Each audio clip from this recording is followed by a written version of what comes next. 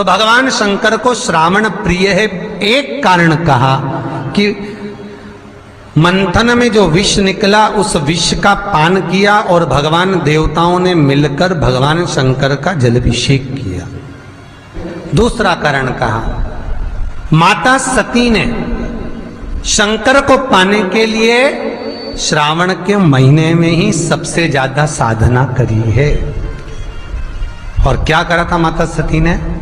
एक बालू का, मिट्टी का शिवलिंग बनाती थी, प्रतिदिन शिवलिंग का निर्माण करती थी और शिवलिंग का निर्माण कर कर उसकी पूजन कर कर अर्चना कर कर उसका विसर्जन करती थी सती माता। और माता सती का नियम था भगवान शंकर को पाने के लिए शिवलिंग का। तो हमारे यहाँ शिव महापुराण में लिखा है कि पार्थिव शिवलिंग का निर्माण होना चाहिए, और पार्थिव शिवलिंग का निर्माण करना है तो उसके लिए भी वर्णन करा गया। ब्राह्मण श्वेत मट्टी के शिवलिंग का निर्माण करे, वैश्य पीली मट्टी के शिवलिंग का निर्माण करे, क्षत्रिय लाल मट्टी के शिवलिंग का निर्माण करे और शूद्र काली मट्टी के शिवलिंग का निर्माण करे। कितना बड़ा शिवलिंग बनाना चाहिए? अगर हम पार्थिव शिवलिंग का निर्माण कर रहे हैं या हमारे घर में हम कोई मूर्ति रख रहे हैं या हमारे घर में हम कोई मूर्ति को विराजमान कर रहे हैं, तो उस मूर्ति का भाव कितना बड़ा होना चाहिए?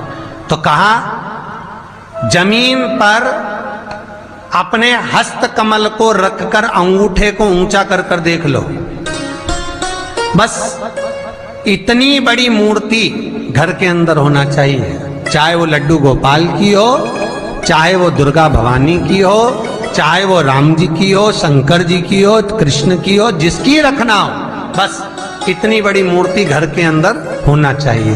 क्यों? इससे बड़ी अगर मूर्ति होती है तो जैसे मंदिर में सेवा होती है उतनी सेवा की उसको जरूरत पड़ती है, और अगर इससे छोटी मूर्ति होती है, जितनी छोटी होगी उतनी सेवा कम करना पड़ती है। तो मूर्ति जितनी छोटी होगी उतना सुख प्रदान करे, उतना आनंद देगी। पर श्रावण के महीने में यदि आप रोज शिवलिंग नहीं बना सकते तो पूरे महीने में एक बार शंकर का शिवलिंग का, पार्थिव शिवलिंग का निर्माण करना चाहिए, जरूर करना चाहिए। और पार्थिव शिवलिंग का निर्माण कर कर उसकी आराधना, उसकी अर्चना, उसकी पूजन करना चाहिए। नमः शिवाय, ओम नमः शिवाय, ओम नमः शिवाय, नमः शिवाय। पार्थिव शिवलिंग का जब भी निर्माण करें, किसी थाली में या पात्र में, जिसमें भी आप निर्माण कर रहे हैं, उस पार्थिव शिवलिंग को बनाने से पहले उसके अंदर, पात्र के अंदर एक बेलपत्र रखे। बेलपत्र क्या? आपको कथा में कल कहा था, बेलपत्र का वृक्ष माता पार्वती के नयन अश्रु से प्रकट हुआ है, और रुद्राक्ष का वृक्ष शंकर भगवान के नयन अश्रु से प्रकट हुआ है। तो बेलपत्र रखकर फिर उसके ऊपर शिवलिंग का निर्माण करें, फिर उसके ऊपर शिवलिंग, उसका लाभ आनंदित होगा, उसका सुख आनंदित होगा, वो आनंद फल देने वाला होगा। कई लोग सीधे थाली में शिवलिंग बना देते हैं। माता पार्वती के हस्त कमल पर शिवलिंग का निर्माण है महाराज, हस्त कमल सुख देने के लिए। तो भगवान शंकर के शिवलिंग का निर्माण करें। माता सती ने भी किया। यही श्रावण के महीने में माता सती शंकर भगवान के शिवलिंग का निर्माण करती है, पूजन करती है, अर्चना करती है। फिर शाम के समय उस शिवलिंग को मस्तक पर स्पर्श कर कर जलाशय में, कुंड में, जल में, बावड़ी में, कुएं में, तालाब में उसका विसर्जन करती है मां। दूसरा कारण कहा, सती शंकर को इसी श्रावण में रिझाई थी, इसलिए शंकर को श्रावण अति प्रिय है। कि पहले आती है नवमी, फिर आवेगी एकादशी, देवसोनी। तो भंडारिया नवमी का मतलब क्या होता है?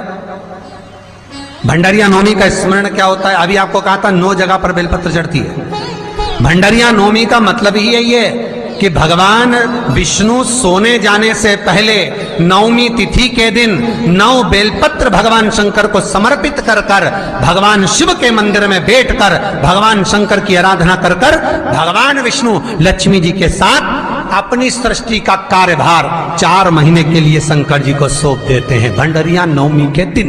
और एकादशी के दिन से, देव सोनी एकादशी के दिन जब भगवान सोते हैं, उस दिन से भगवान शंकर पूरे कार्यभार को देखते हैं, पूरे कार्यभार। जब कार्यभार सौंपा गया, भगवान शंकर सृष्टि का संचालन करने लगे, तब ब्रह्मा और विष्णु ने आकर शंकर जी की आराधना यही श्रावण के महीने में करी थी कि आपने पूरा कार्य अच्छे से संभाला, इसलिए शंकर को श्रावण अति प्रिय है। ये तीसरा कारण है शंकर को श्रावण प्रियता का। अब शिव महापुराण की कथा करिए कि शंकर को श्रावण प्रिय चौथा कारण वर्णन करा कि ये कारण भगवान शंकर की आराधना माता पार्वती ने बाल्यपन से करी, खूब करी, खूब दिल से करी। ये कहते हैं कि अगर 1,00,000 बेलपत्र समर्पित कर रहे हो और तुम्हारे पास में अगर वो बेलपत्र नहीं है तो तुम 1,00,000 मत चढ़ाओ, आप तो 1 बेलपत्र, परंतु वो बेलपत्र भी पूर्ण तरह से साफ, सुंदर, सुरक्षित, खंडित ना हो, वो मुझे समर्पित करो। 1 चावल का दाना चढ़ाओ पर वो खंडित ना हो, 1 फल चढ़ाओ वो खंडित ना हो, 1 पुष्प चढ़ाओ वो खंडित ना हो। शिव कहते हैं मेरे हाथों से मेरा पुत्र खंडित हो गया था, उस दिन से मैंने वचन दिया है माता पार्वती को कि खंडित वस्तु स्वीकार नहीं करूंगा और ना खंडित दूंगा।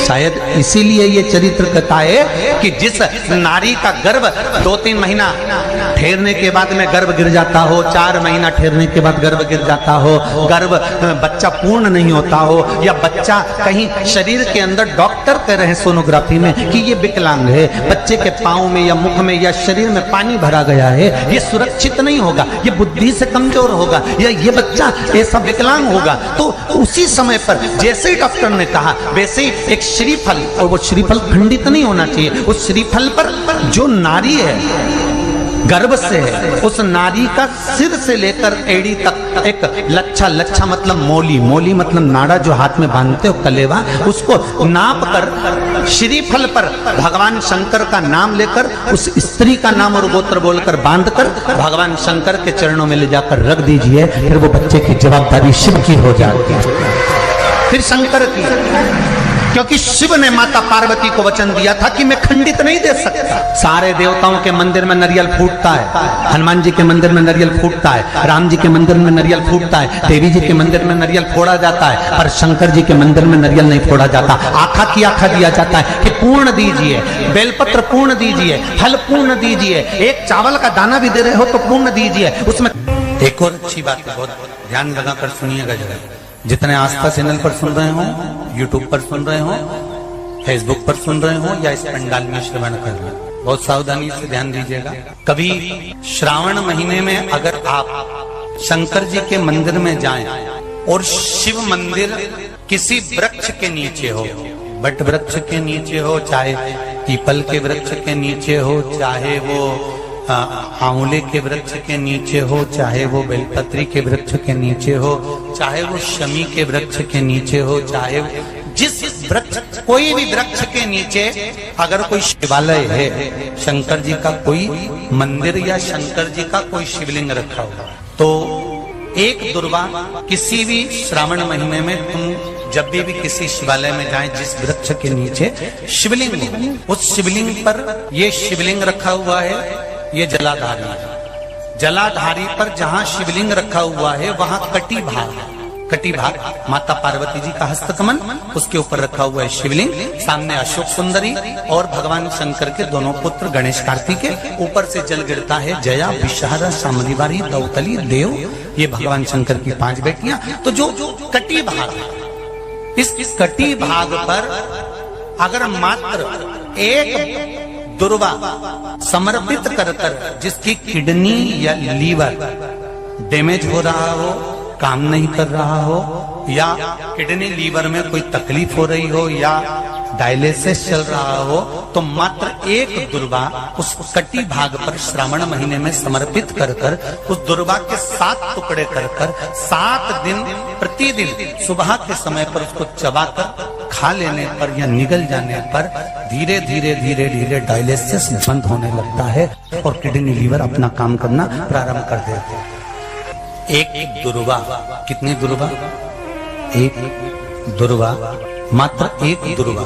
शंकर भगवान पर चढ़े हुए जल जब नीचे की ओर आता है, जिस जगह पर जल गिरता है उस जगह पर मात्र एक दुर्वा अपनी कामना कर कर इस शरीर के सुख के लिए शंकर भगवान के जल गिरने वाले स्थान के पास में अवधूतेश्वर महादेव के नाम से रख दी जाती है, तो जिंदगी में कभी बड़ी बीमारी नहीं आती। उसी तरह इससे रोग को समाप्त करने के लिए दुर्वा का प्रयोग किया गया। आप लोगों ने पूर्व में जो शिव महापुराण की कथा कुबेरेश लोहा की धरा से करी थी, वो आप लोगों को ध्यान में होगा। दुर्वा कैसे उत्पन्न हुई थी, दुर्वा का महत्व क्या है, कितनी दुर्वा चढ़ाना चाहिए, कैसी दुर्वा चढ़ाना चाहिए, दुर्वा की उत्पत्ति कहाँ से हुई है, दुर्वा तोड़ने के बाद पानी में डालने के बाद फिर हरी हो जाती है, इसका क्या कारण है,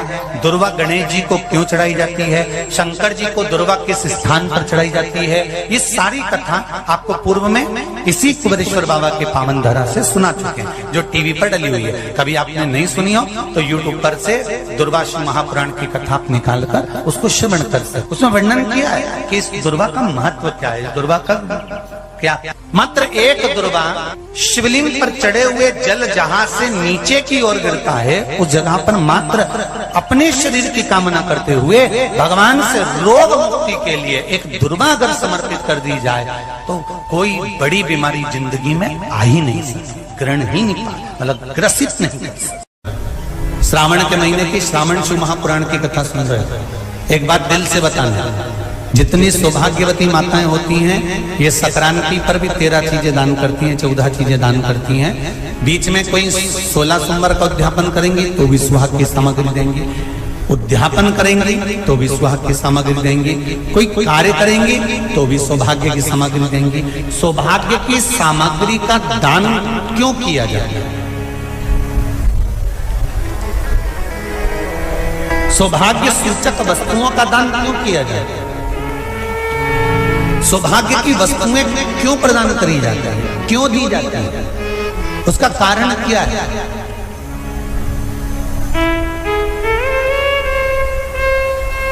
क्यों देते हैं महाराज? भारत की भूमि की सौभाग्यवती माताओं का एक मन की अभिलाषा रहती है, भारत की भूमि की माताओं की एक अभिलाषा रहती है कि जब उसके प्राण छूटे तो अखंड सौभाग्य धारण करके पति के कंधे पर और पुत्र के कंधे पर शमशान पर।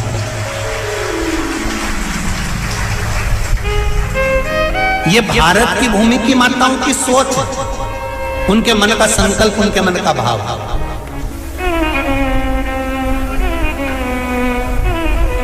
क्यों देते हैं चूड़ी का दान, क्यों देते हैं बिंदी का दान, क्यों देते हैं अखंड सौभाग्य का दान, किस महाराज?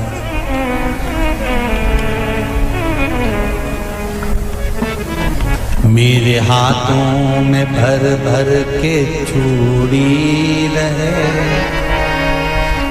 मेरे हाथों में भर भर के चूड़ी, और मैया कोई कामना मेरे मस्तक पे चमकती चूनर रहे, मेरे मस्तक पे चमकती चूनर रहे, और मैया कोई कामना मेरी मांगों में भर भर के सिंदूर रहे, मेरी मांगों में भर भर के सिंदूर रहे, और मैया कोई कामना नहीं, मेरे पाँव में बिछुड़ी का जोड़ा रहे। एक बिछुड़ी नहीं, कितनी? 2, 3, 4, 5। एक एक पाँव में जोड़े से बिछुड़ी होना चाहिए, केवल एक नहीं, सिंगल नहीं। वो तो आजकल का फैशन हो गया महाराज, जो केवल एक बिछुड़ी धारण कर लो उसी में फैशन दिखे। श्रावण की शिव महापुराण की कथा कहती है, जब बेटी को विदा करा जाता है और पहली बार बेटी के पांव में जब बिछुड़ी डाली जाती है तो वो बिछुड़ी भी अलग अलग नहीं होती, उस बिछुड़ी के जोड़ को चेन से एक दूसरे से बंधा हुआ होता। बोला सही है कि गलत है? जितने आस्था चैनल पर कथा सुन रहे हैं, जितने फेसबुक पर सुन रहे हैं, यूट्यूब पर सुन रहे हैं, सुन लेना कि मेरे भारत की माताओं का जब पाणी ग्रहण संस्कार किसी बेटी का होता है, उसके पांव में जब पहली बार बिछुड़ा पिनाया जाता है, बिछुड़ी पिनाई जाती है, तो वो बिछुड़ी भी एक दूसरे से बंधी हुई होती है, चेन से बंधी हुई होती है। उसको अलग अलग वाली बिछुड़ी शादी के मंडप में नहीं पिनाई जाती। क्यों?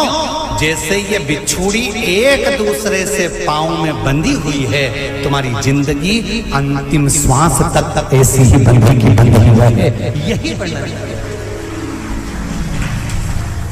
वो तो अब माताओं ने थोड़ा सा फैशन चेंज कर दिया, अब पांव में ज्यादा बिछुड़ी नहीं पहनती, गड़ती है, चुभती है, एक बिछुड़ी धारण है। महाराज पर नहीं, बिछुड़ी भी 2 हो, जोड़े से। हमारी माताएं, भारत की भूमि की जो माताएं हैं, ये चूड़ी भी हाथ में पहनती है तो जोड़े से पहनती है। बोलो जैसा सही है कि गलत है? एक अकेली चूड़ी माताएं हाथ में धारण नहीं करती हैं। अगर भारत की भूमि की संस्कारित माताएं हैं और भारत की भूमि की सभ्यता और संस्कृति को जानती है तो अकेली चूड़ी नहीं, जोड़े की चूड़ी पहनेगी, 2 चूड़ा डालेगी, 4 डालेगी, 12 डालेगी, पर सिंगल नहीं, अकेले। श्रावण के महीने की शिव महापुराण की कथा, जिसका नाम है श्रावण शिव महापुराण की कथा, ये कहती है कि पार्वती जी ने और गंगा जी ने ये चतुर्मास में जितना सौभाग्य का दान दिया है, उनके बराबर दुनिया का कोई व्यक्ति इतना सौभाग्य का दान नहीं दे सकता जो माता गंगा और पार्वती दोनों दान दे रहे हैं।